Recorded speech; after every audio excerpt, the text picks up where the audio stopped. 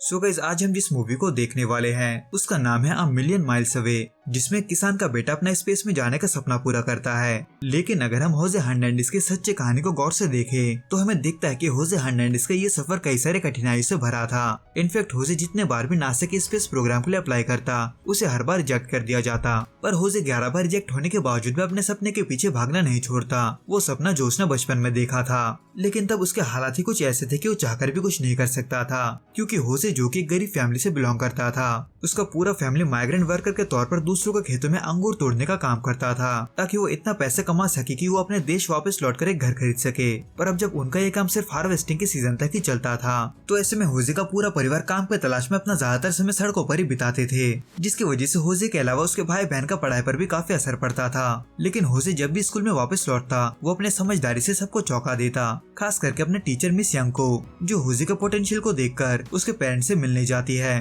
ताकि वो उन्हें समझा सके कि वो होजे को अपने साथ काम पर ले जाकर उसका फ्यूचर बिगाड़ रहे हैं। इसलिए होजे का पिता, जो सिर्फ अपने फैमिली के लिए मेहनत करके खुद का घर चाहता था, वो अपने बच्चों के लिए फुल टाइम वहीं पर यानी कि कैलिफोर्निया में ही रहने का फैसला लेता है, क्योंकि वो भी अपने बच्चों को अपने तरह बनता हुआ नहीं देखना चाहता था, जो थोड़े से पैसों के लिए काम के तलाश में यहाँ वहाँ भटके। जिसकी वजह से सालों बाद होजे न सिर्फ ग्रेजुएट हो पाता है, बल्कि वो एक लैबोरेटरी में एक इंजीनियर के तौर पर काम करने लगता है, जिसमें इसी दौरान यानी कि सन 1985 में वो नासा के स्पेस प्रोग्राम के लिए पहली बार अप्लाई करता है। हालांकि उसके एप्लीकेशन को नासा वाले रिजेक्ट कर देते हैं, लेकिन इसके बावजूद भी वो फिर से नासा के स्पेस प्रोग्राम के लिए अप्लाई करता है, क्योंकि वो उन सैक्रिफाइसेस को नहीं भूला था जो कि उसके परिवार ने उसके लिए किया था। इसलिए ना सिर्फ वो फिर से अपने जॉब में लग जाता है, बल्कि वो अपने ऑफिस के लोगों से घुलने मिलने के लिए अपने फेवरेट गाड़ी को एक पुराने गाड़ी के बदले में एक्सचेंज भी करवाता है, और इसी दौरान वो मिलता है अपने फ्यूचर वाइफ अडेला से। लेकिन इन सब के बावजूद भी होजे को उसके ऑफिस में कोई सीरियसली नहीं लेता। पर एक दिन ऑफिस में किसी को ना पाकर होजे उस प्रॉब्लम को अकेले सॉल्व करता है, जो कि इतने समय से ना तो कोई सॉल्व कर पाया था और ना ही किसी को उस प्रॉब्लम के बारे में पता था, जिसको देखकर ना सिर्फ बाकी सभी हैरान रह जाते हैं, बल्कि वो लोग होजे को एक अच्छे इंजीनियर की तरह देखने लगते हैं। इसलिए इसी खुशी के मौके को बरकरार रखते हुए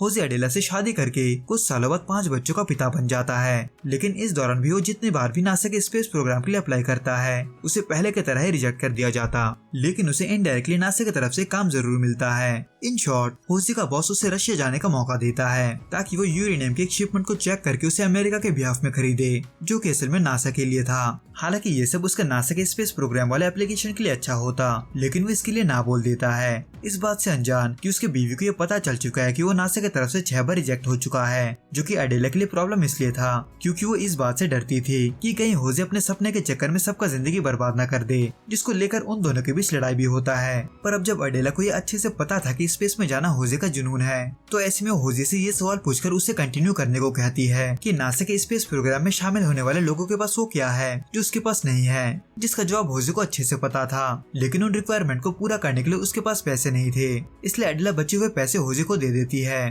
ताकि होजे उनसे वो सभी रिक्वायरमेंट पूरी कर सके जो नासा के उन चुनिंदा लोगों के थे, यानी कि रनिंग, स्विमिंग और प्लेन उड़ाने जैसे कई चीजें। पर इन सब के बावजूद भी होजे का एप्लीकेशन हर साल रिजेक्ट होता है। लेकिन अपने ट्रेनिंग और कोशिशों को जारी रखते हुए होजे कुछ सालों बाद अपने बॉस से रशिया जाने वाले प्रोग्राम की बात करता है ताकि वो वहाँ जाकर काम के बहाने रशियन सीख सके, जो कि उन दिनों अमेरिका के लिए काफी इम्पोर्टेंट था। इसलिए कई सारे रिजेक्शन के बाद वो अपने परिवार और अपने नए जन्मे बच्चे से दूर 6 महीने रशिया में गुजारता है। लेकिन इसके होते ही होजे पहले की तरह नासा के स्पेस प्रोग्राम के लिए अप्लाई नहीं करता, बल्कि वो अपना 12वां एप्लीकेशन खुद ही नासा को देने जाता है, जहाँ मिस्टर स्ट्रको, जो स्पेस प्रोग्राम के लिए नए कैंडिडेट्स को ट्रेन करता था, वो होजे को अपने सामने देखकर चौंक जाता है, क्योंकि इसे भी होजे के 11 बार रिजेक्ट होने के बारे में पता था, जो वैसे तो होजे को परफेक्ट कैंडिडेट नहीं मानता। और वो इस बार होजे के बातों को सुनकर, स्पेशली उसके डेडिकेशन को देखकर उसे स्पेस प्रोग्राम में एक्सेप्ट करने का लेटर भेजता है, जिसको देखकर न सिर्फ वो खुश होता है, बल्कि उसका पूरा परिवार जो फार्मिंग बैकग्राउंड से बिलोंग करता था, वो अपने बेटे को इस तरह से आगे जाता देख खुशी के आंसू रोते हैं। जिसके बाद वो दिन आ ही जाता है जिसको होजे कई सालों से इंतजार कर रहा था, यानी कि स्पेस में जाने की ट्रेनिंग का, जहाँ उसके मॉकअप ट्रेनिंग के इंचार्ज होते कल्पना चावला, जो ऑलरेडी एक बार स्पेस में जा चुकी थी, जो होजे को बाकी के कैंडिडेट से काफी पीछे देखकर उसे अपने बारे में बताकर आगे बढ़ने के लिए मोटिवेट करती है, जो कि उसी की तरह ही काफी मुश्किलों के बाद वहाँ पहुंची थी। इसलिए इस बात को अपने ध्यान में रखते हुए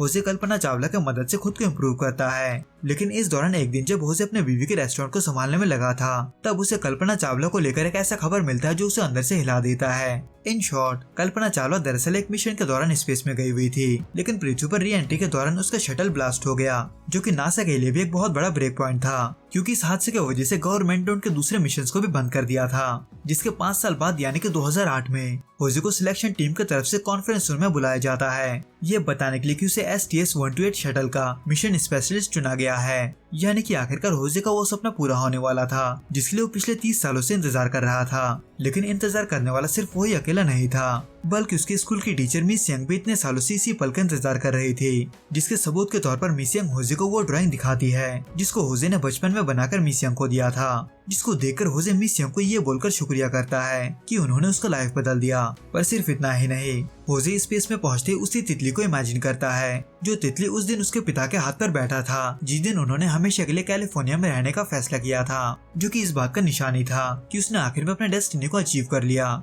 जहां होजे ने इस मिशन के मुताबिक अपने टीम के साथ 13 दिन तक ISS यानी कि इंटरनेशनल स्पेस स्टेशन में गुजारे। हालांकि इन सब के बावजूद भी होजे ने खेती नहीं छोड़ा, बल्कि वो आज भी अपने पिता के साथ खेतों में काम करता है, लेकिन खुद के खेतों में। तो दोस्तों इस वीडियो में बस इतना ही। आपको ये वीडियो कैसा लगा आप हमें कमेंट करके जरूर बताना। मैं आपसे फिर मिलूंगा कुछ नए और ऐसे अनोखे मूवीज के साथ। अगर आपको ये वीडियो पसंद आए तो प्लीज इस वीडियो को लाइक, शेयर और प्लीज इस चैनल को सब्सक्राइब जरूर करें। Till then goodbye and be safe.